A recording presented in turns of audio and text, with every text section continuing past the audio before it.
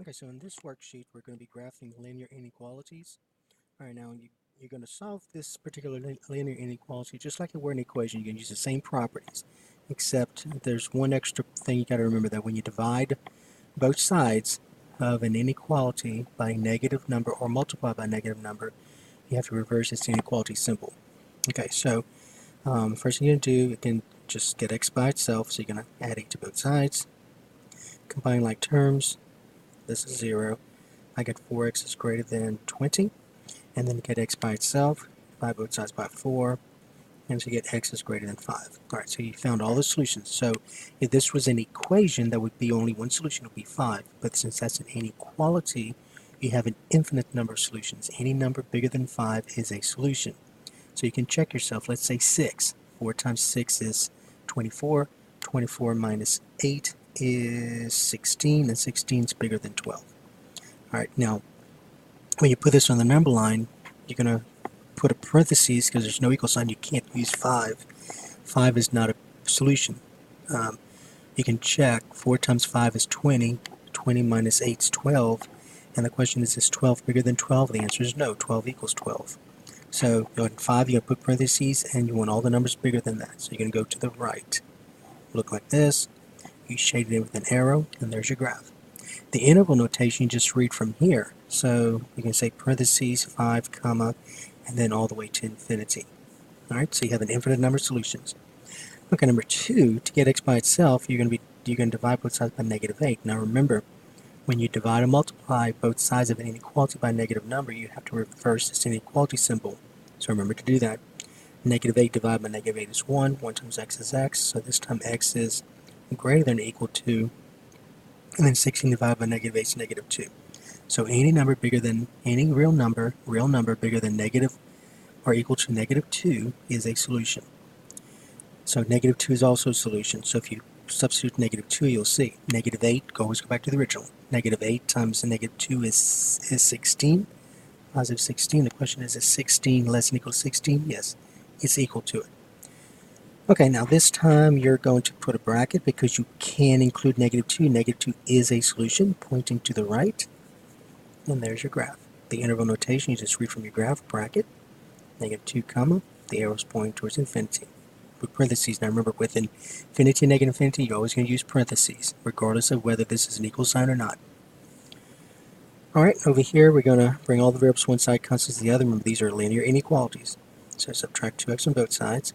4x minus 2x is 2x, minus 3 is greater than or equal to. Combine like terms, that's left with negative 2.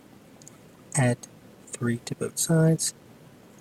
I get combined like terms, I get 2x is greater than or equal to 1. Alright, so therefore, I divide both sides by 2. I get x is greater than or equal to 1/2. Okay, so 1/2 is right in the middle of 0 and 1. So be a bracket because there's an equal sign. And then just shade to the right. And then your solutions will be bracket, 1/2, comma, infinity. Your interval notation. Alright, so remember, they're an infinite number of solutions, so that's why we have to graph these. So if this was an equation, remember we didn't graph.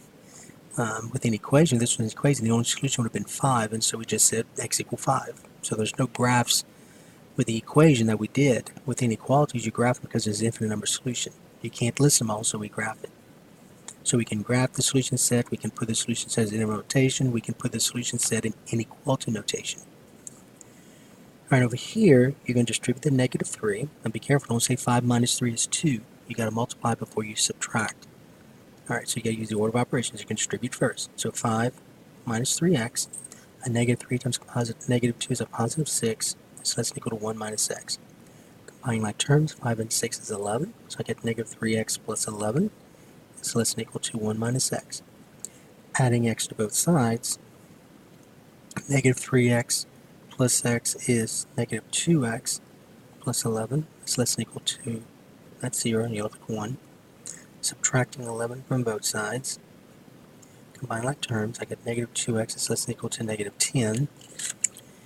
Divide both sides by negative 2. Now remember, I'm dividing by a negative number, so I'm going to reverse this. Reverse inequality symbol. Negative 2 divided by negative 2 is 1. 1 times x is x. It's greater than or equal to negative 5. So it looks like all of our solutions are pointing to the right. That's not always the case. Alright, so x is greater than or equal to negative 5. I don't have a negative 5 here, so... oops, sorry. Positive 5. I forgot. Don't be careful. This is negative 2. So positive 5. Alright, so greater than or equal to positive 5, like this, going to the right, and so your solution would be bracket 5, comma, infinity.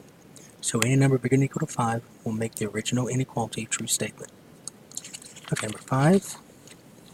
Alright, now remember, if this was an equation, you gotta clear your fractions. So the LCD here is 6.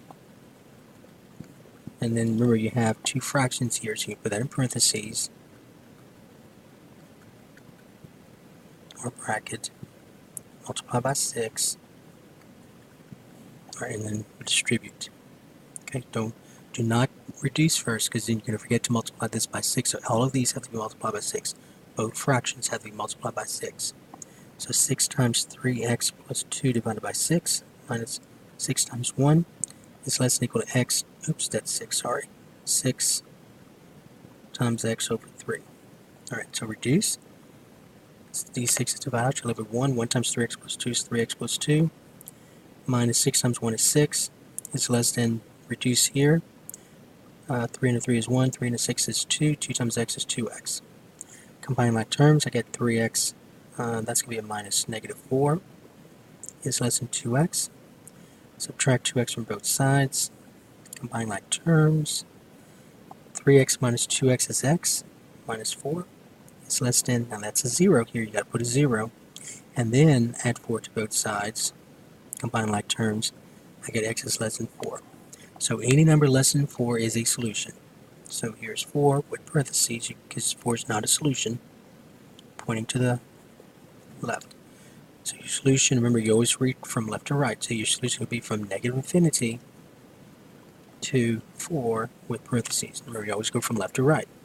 So don't say 4 to negative infinity. 4 to negative infinity is not correct. Not correct. Alright, it's got to be from negative infinity to 4, from smallest to largest. Okay, over here, distribute. Use a distributive property in both cases, both sides. So that's going to be 3x times 7. I'm sorry, 3 times 7 is 21. Minus 11 is greater than 2 times 3x is 6x. 2 times negative 5 is negative 10 plus x. Combine like terms. Let's see, that's 3x plus 10 is greater than 6x plus x is 7x minus 10. Subtract 7x from both sides. 3x subtract 7x is a negative 4x plus 10 is greater than, that's 0, and you're left with negative 10. Subtract 10 from both sides. I get negative 4x is greater than negative 20. A negative 10 and negative 10 is a negative 20. Don't make a mistake and say that's 0. Alright, then finally divide both sides by negative 4. Now remember, since I'm divided by negative 4, I've got to reverse this. Negative 4 divided by negative 4 is 1. 1 times x is x. It's less than 5. So any number less than 5 is a solution. So here's 5, parentheses, since there's no equal sign, going to the left. Oops. Yep, going to the left, because I switched. Alright, and so your solution there would be from negative infinity, comma, to 5 with parentheses. Alright, and then finally, here the LCD is going to be 10, so you're going to clear your fractions. So you can put these two in parentheses, just like we did this one. So I'm going to have 10 times, I'm going to multiply both sides by that. Alright, now you got to be careful because that is subtraction here. You do have to be careful. Alright, so I multiplied both sides by 10. Both sides by 10, that's your LCD. Now you can distribute first. 10 times x minus 3, that's a 3, divided by 2 minus 10 times this fraction. X plus 5 divided by 5 is less than 10 times a half. Alright, now reduce. 2 into 2 is 1, 2 into 10 is 5. Now be careful, that's 5 times all of this, so I'll put this in parentheses. So it's 5 times this. So 5 times x is 5x, 5 times the negative 3 is negative 15. So if you didn't put that in parentheses, you probably would have said 5x minus 3, and that's incorrect. It's 5x minus 15, so you got to put that numerator in parentheses. Alright, over here, reduce, that's going to be a 1. 5 into 5 is 1. 5 into 10 is 2. So remember, reason to multiply by the LCD is to clear those fractions. Notice I get ones, and I'm going to get ones in their places. Again, distribute just like you did this. All of this has to be multiplied by a negative 2. Negative 2. Make sure you distribute a negative 2. Negative 2 times x is negative 2x. Negative 2 times 5 is a negative 10.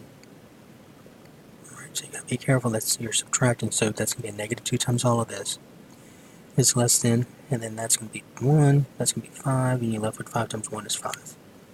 Alright, combining my terms, 5x minus 2x is 3x. A negative 15 and a negative 10 is a negative 25, is less than 5.